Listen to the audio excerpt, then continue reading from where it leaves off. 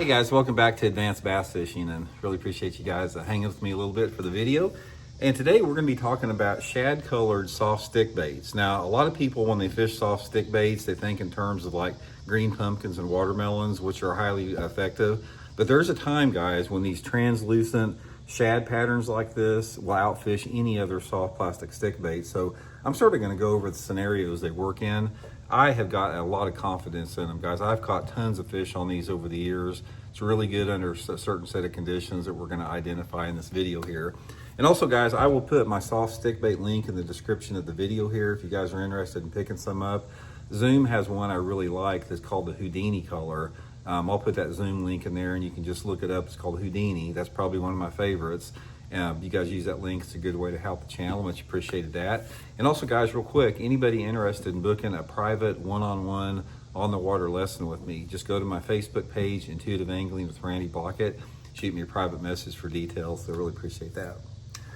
Okay, I have been using these soft plastic shad patterns for over 20 years now. They're some of my favorite colors to catch bass on.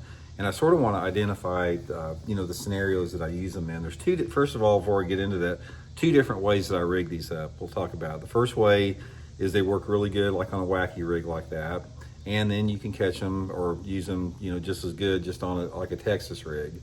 Not so much a Texas rig as a wacky. I really like the wacky, but at times I do throw them on a Texas rig just like that, usually with no sinker on them on a weightless setup. But the more important, and the gist of this video here, let's talk a little bit about when they work and the type of areas you want to fish them in.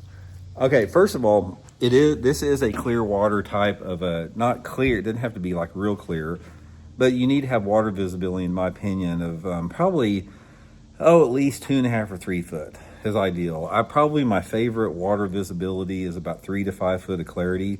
So cleaner water is going to be the main thing. Since this is a translucent looking color, that's one of the benefits to it. It's a subtle color. It works good in clear water. Now, sometimes you can go to more of like a pearl look, and it can still look like a pearl laminate, and you can use it in a little bit more off colored water, say down to 2 foot, but that would be about my minimum with that. So I'm looking for a clear water situation.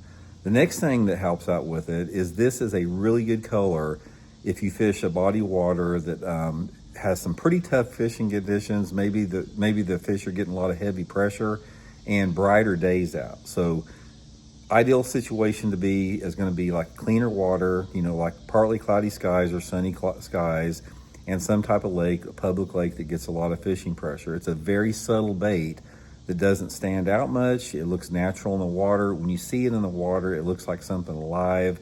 Really, really effective under those conditions. And then the last component of it is you need to have this in some little bit warmer water. I have not done very good on these shad patterns if the water temperature is under like 70 degrees. So I like 70 degree or above water temperatures with it. So 70 or above, 3 to 5 foot of visibility, or depending upon the day, some type of a highlight condition, partly cloudy skies, sunny. And I'm not saying it'll work great in areas that don't get much fishing pressure, but it really works good on the heavily fishing pressured lakes. Okay, so let's talk about when it works and what you want to throw it around. There's 2 different scenarios that I have really done good on this setup here. Now, the first one is right around the spawn.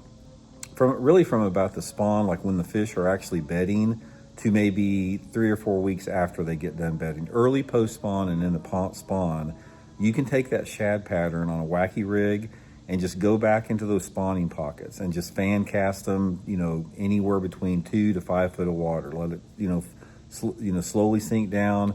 That subtle shad pattern catches a lot of fish when those fish are up, cruising, looking for beds, bedding, or maybe garden fry.